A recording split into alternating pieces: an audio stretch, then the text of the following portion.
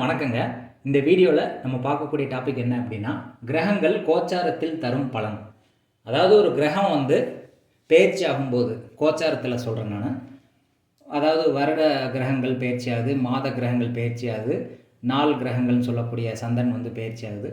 இது பெயர்ச்சி ஆகும்போது எப்படி பலன் கொடுக்குது ஒரு ராசியில் நிற்கும் போது அப்படிங்கிறது தான் இப்போ பார்க்க போகிறோம். பொதுவான பலன் தான் நம்ம பார்க்க போகிறோம். இப்போ எப்படி பலன் கொடுக்குதுன்னு பார்ப்போம்.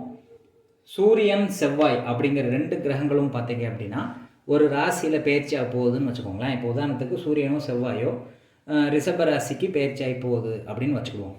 அப்போ ரிஷப ராசியில் அந்த பிளானட் என்ட்ரி ஆனதுலேருந்து கடைசி வரைக்கும் பார்த்தீங்க அப்படின்னா இந்த கிரகங்கள் பலன் கொடுக்கும் அப்படின்னு சொல்லப்பட்டிருக்கு. அதாவது ராசியினுடைய ஆரம்பத்திலேருந்து ராசி எண்டு வரைக்கும் பார்த்தீங்க அப்படின்னா இதனுடைய தாக்கம் இருக்கும், இதனுடைய பலன்கள் கொடுக்க ஆரம்பிச்சிடும் அப்படின்னு சொல்லப்பட்டிருக்கு. அடுத்து பார்த்திங்கன்னா சனி சந்திரன் அப்படின்னு சொல்லக்கூடிய இந்த 2 கிரகங்கள் ஒரு ராசியினுடைய இறுதி பகுதியில் மட்டும்தான் பலமான பலன்களை செய்யும் அப்படின்னு சொல்லப்பட்டிருக்கு. சூரியனும் செவ்வாயும் பார்த்திங்கன்னா பெயர்ச்சி ஆனதுலேருந்து பலன் கொடுக்க ஆரம்பிச்சிடும். ஆனால் சனியும் சந்திரனும் பார்த்திங்க அப்படின்னா ஒரு ராசியில் பெயர்ச்சி ஆகுதுன்னு வச்சுக்கிடுவோமே, அந்த ராசியினுடைய இறுதி பகுதியிலேருந்து தான் அது பலன் செய்யும் அப்படின்னு சொல்லப்பட்டிருக்கு. அது எந்த இடத்துலேருந்து பலன் செய்யும் அப்படின்னா, ஒரு ராசியில் 20 டிகிரிக்கு மேல் வரும் காலம் இறுதி பாகத்தில் பலன் தரும். அதாவது ஒரு ராசியில் சனி பெயர்ச்சி ஆகுதுன்னு வச்சுக்கிடுவோம். உதாரணத்துக்கு கும்பராசியில் சனி பெயர்ச்சி ஆகுது அப்படின்னா, கும்பராசியில் 1வது டிகிரியிலேருந்து 30வது டிகிரி வரைக்கும் ஒரு ராசி மண்டலம் இருக்குது. அப்போ அது 1வது டிகிரியில் இருக்கும்போது பலன் பெரிய லெவலில் கொடுக்குமா அப்படின்னா கொடுக்காது அப்படின்னு தான் சொல்லப்படுது.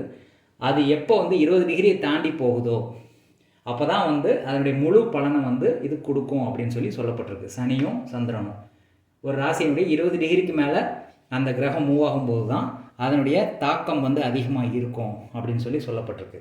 அடுத்து குரு சுக்கிரன் அப்படின்னு சொல்லக்கூடிய 2 கிரகங்கள் எப்போ பலன் கொடுக்கும் பெயர்ச்சியின் போது அப்படின்னு பார்க்கும்போது, இப்போ குரு ரிஷபராசிக்கு பெயர்ச்சியாக இருக்குது உதாரணத்துக்கு.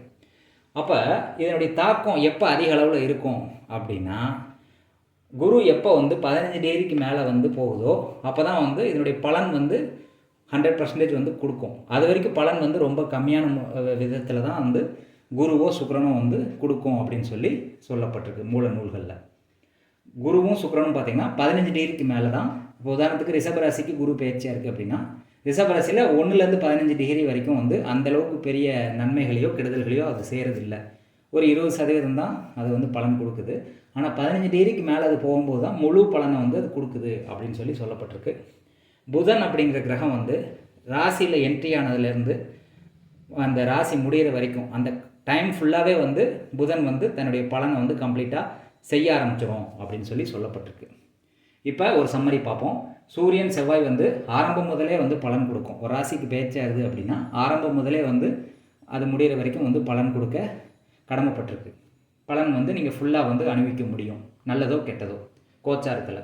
சனி சந்திரன் போன்ற 2 கிரகங்கள் பார்த்தீங்க அப்படின்னா ஆரம்ப காலத்தில் பலன் கம்மியாக தான் கொடுக்கும். அதுவே 20 டிகிரி கிராஸ் பண்ணி போனதுக்கப்புறம் தான் முழு பலனை அது கொடுக்குது. இந்த 2 பிளானட்ஸ் சனியும் சந்திரனும். குருவும் சுக்கிரனும் 2 பிளானட்ஸ் பார்த்தீங்க அப்படின்னா ஒரு ராசியினுடைய பின்பகுதியில் தான் பலன் அதிகமாக கொடுக்குது. அதாவது பாதிக்கு மேலே 15 டிகிரிக்கு மேலே பலனை கொடுக்குது. அதே மாதிரி புதன் பார்த்தீங்க அப்படின்னா ஆரம்பம் முதல் இறுதி வரை அது இருக்கக்கூடிய ராசியை பொறுத்து அது பலனை எப்பயுமே கொடுத்துட்ருக்கும். புதன் எந்த ராசிக்கு போனாலும் அது பலன் கொடுத்தே தீரும் அப்படின்னு மூல நூலில் சொல்லப்பட்டிருக்கு. இதனுடைய அடுத்த பாகத்தில் பார்த்தீங்க அப்படின்னா ஒரு கோச்சாரத்தில் ஒரு கிரகம் பெயர்ச்சி ஆக போகுது. இப்போ பெயர்ச்சி ஆகிறதுக்கு இன்னும் 1 வாரம் இருக்குது. 1 வாரத்துக்கு முன்னாடியே அதுக்கு அடுத்த ராசியில் உள்ள பலன்களை இந்த கிரகம் கொடுக்க ஆரம்பிச்சிடும். அப்படி ஒவ்வொரு கிரகங்களும் முன்கூட்டியே எத்தனை நாளைக்கு முன்னாடி அடுத்த ராசியினுடைய பலனை செய்யுது அப்படிங்கிறத இந்த பாகத்தினுடைய தொடர்ச்சியை அடுத்த வீடியோவில் பார்ப்போம். நன்றி, வணக்கம்.